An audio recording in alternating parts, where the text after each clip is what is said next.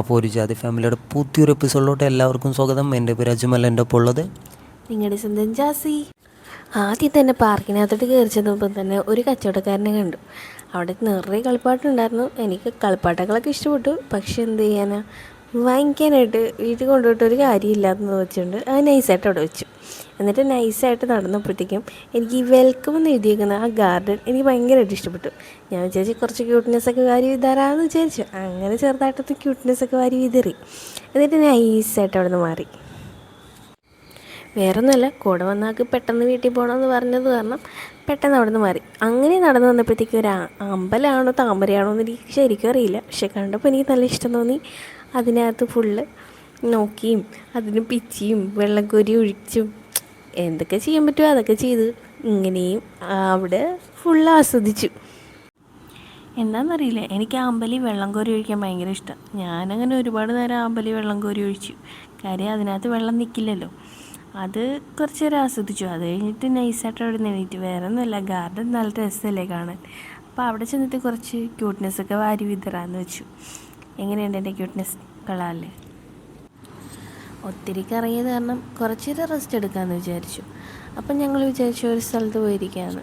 അങ്ങനെ ഞങ്ങളൊരു ഭാഗത്ത് മാറിയിരുന്നപ്പോഴത്തേക്കും ഒരുപാട് ഫാമിലീസൊക്കെ ഉണ്ട്. അതായത് ഒരു ഉമ്മയും മകനും ഷട്ടിൽ ബാറ്റ് കളിക്കുന്നതുണ്ട്. ഇവിടെ എല്ലാവരും ഒന്ന് ജോലി തിരക്ക്, അത് പിന്നെ ടെൻഷൻ അങ്ങനെയൊക്കെ ഉള്ള ആൾക്കാരൊക്കെ ഇവിടെ വന്നിരുന്ന് അവരുടെ മനസ്സൊന്ന് റിലാക്സ് ചെയ്യുന്ന ഒരു പ്ലേസാണ് ഇവിടെ.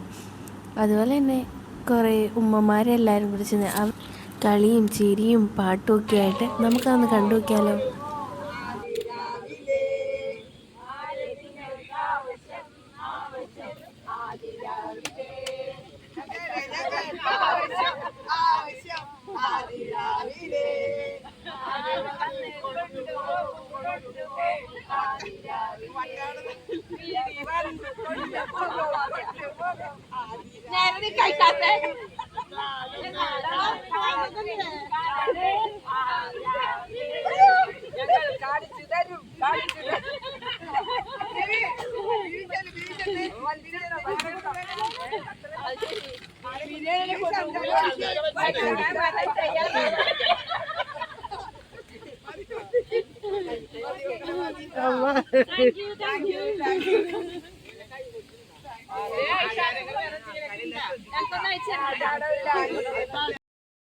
പൊന്നണി പാടത്തൊരു പുന്നാര പനന്തത്ത പറന്നു വന്നു, ഒരു പഞ്ചാര പനന്തത്ത പറന്നു വന്നു.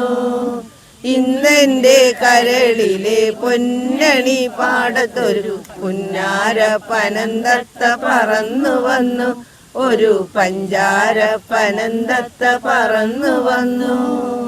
പാടാത്ത പാട്ടില്ല, പറയാത്ത കഥയില്ല, ഓടിക്കൊണ്ടെന്റെ മുന്നിലോടി വന്നു, എന്നെ തേടിക്കൊണ്ടെന്റെ മുന്നിലോടി വന്നു. ഇന്നെന്റെ കരളിലെ പൊന്നണി പാടത്തൊരു പുന്നാര പനന്തത്ത പറന്നു വന്നു, ഒരു പഞ്ചാര പനന്തത്ത പറന്നു വന്നു. അങ്ങനെ നേരെ ഒരുപാട് ഇരുട്ടിയത് കാരണം ഞങ്ങളും അവരും യാത്ര പറഞ്ഞു. നേരത്തെ വീട്ടിലെത്തണ്ടേ. അപ്പം ഞങ്ങൾ നടന്നിങ്ങനെ പോകാൻ നേരത്ത് നല്ലൊരു വെള്ളപ്പൂവ് കിട്ടി.